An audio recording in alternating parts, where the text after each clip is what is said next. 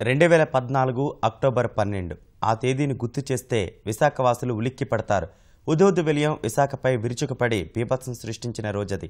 ఆ చేదు జ్ఞాపకాల ఆనవాళ్లు ఇప్పటికీ అక్కడక్కడ భయపెడుతూనే ఉన్నాయి.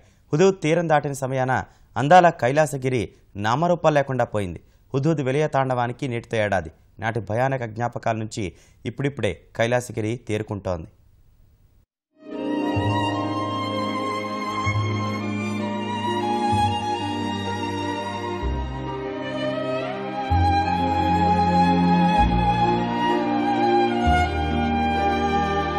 ఇది సరిగ్గా ఏడాది క్రితం హుదూద్ విలయ తాండవానికి నామరూపాలు లేకుండా పోయిన కైలాసగిరి విషాద దృశ్యం.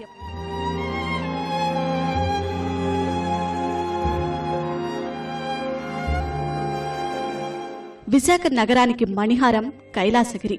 పచ్చని ఆ గిరి నుంచి సాగర తీరాన్ని వీక్షించడం అద్భుత అనుభవం. కానీ ఆ రోజు జరిగిన విలయానికి కైలాసగిరి నుంచి చూస్తే అంతా దుఃఖసాగరమే.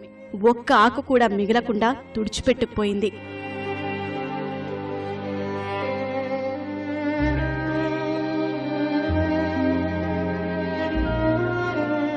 కానీ హుదూద్ చేసిన గాయానికి ప్రభుత్వం చాలా తొందరగానే చికిత్స చేసింది. ఏడాది కాకముందే కైలాసగిరికి మునుపటి శోభను తెచ్చి విశాఖ నగరానికి బహుమతిగా ఇచ్చింది.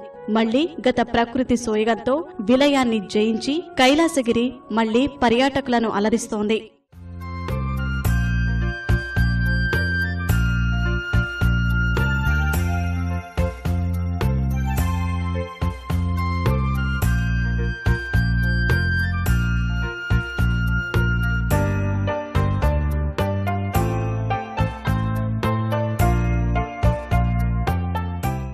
ఫస్ట్ సార్ ఇంత భారీ తుఫాను హుదూద్ తుఫాను వచ్చిన తర్వాత ఈ కైలాసగిరి ఇంత డెవలప్ అవుద్దని అసలు ఎవరు అనుకోలేదు.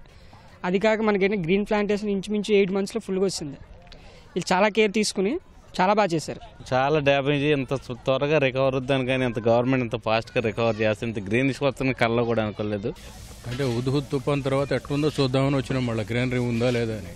గ్రీనరీ నార్మల్ స్టేజ్కి వచ్చినట్టు కనపడుతుంది. మరి హుదూద్ తుఫాన్ వచ్చినప్పటి నుంచి వచ్చాక చాలా పాడైంది ఇదంతా, చెట్లు పచ్చని వాతావరణం ఇదంతా కూడా. మళ్ళీ సేమ్ యథావిధి 1 yearలో చాలా బాగా డెవలప్ చేశారు. వచ్చిన వాళ్ళందరూ చాలా హ్యాపీగా ఫీల్ అవుతున్నారు. నాడు హుదూద్ సృష్టించిన బీభత్సానికి పర్యాటకులు లేక కైలాసగిరి చాలా రోజులు ఒంటరిగా మిగిలింది. ఈ సుందర క్షేత్రం ఇంత త్వరగా కోలుకుంటుందనుకోలేదని ఇక్కడి చిరు వ్యాపారులు నాటి చేదు జ్ఞాపకాలను గుర్తు చేసుకున్నారు.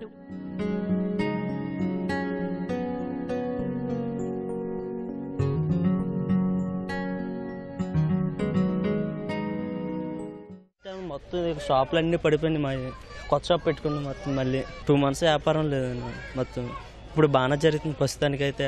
పోయినప్పుడు బాగా శ్మశానంగా తయారైపోయింది.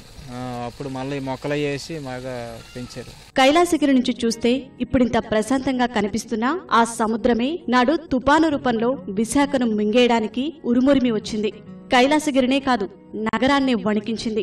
కానీ ఆత్మస్థైర్యంతో విలయం సృష్టించిన భయాన్ని జయించారు విశాఖవాసులు. విశాఖ సిగలోపుపోయిన కైలాసగిరిని మళ్లీ సృష్టించుకోగలిగారు.